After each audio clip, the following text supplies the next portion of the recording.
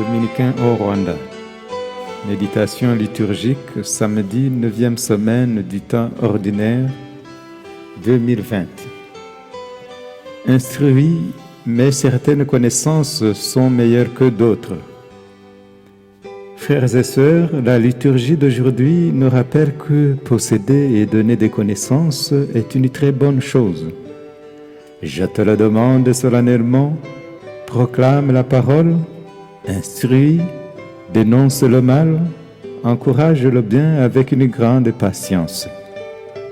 Dans cette exhortation de Paul à Timothée, notre mission principale est claire. Instruire par la parole de Dieu. Donner aux gens des connaissances de Dieu avant de leur inculquer toute forme d'éducation est un défi. L'instruction est une clé de la vie, mais certaines connaissances sont meilleures que d'autres.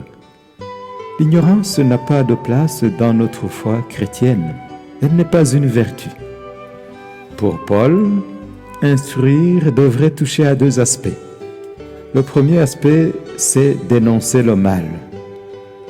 Jésus précise que le mal est souvent de trois formes.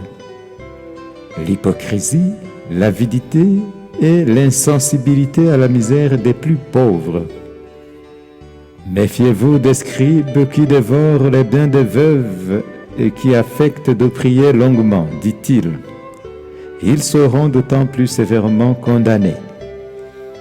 Le deuxième aspect concerne la reconnaissance et l'encouragement du bien chez autrui. Jésus en donne un exemple. Cette pauvre veuve a donné plus que tout le monde. Elle a tout donné, tout ce qu'elle avait pour vivre.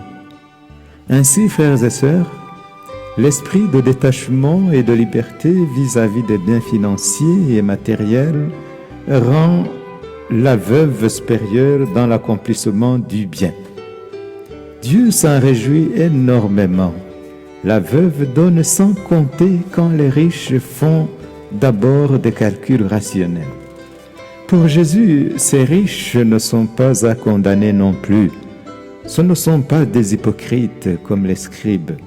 Plutôt, ils sont à encourager avec patience pour qu'ils atteignent un plus haut degré de détachement et de liberté vis-à-vis des biens, des richesses de ce monde.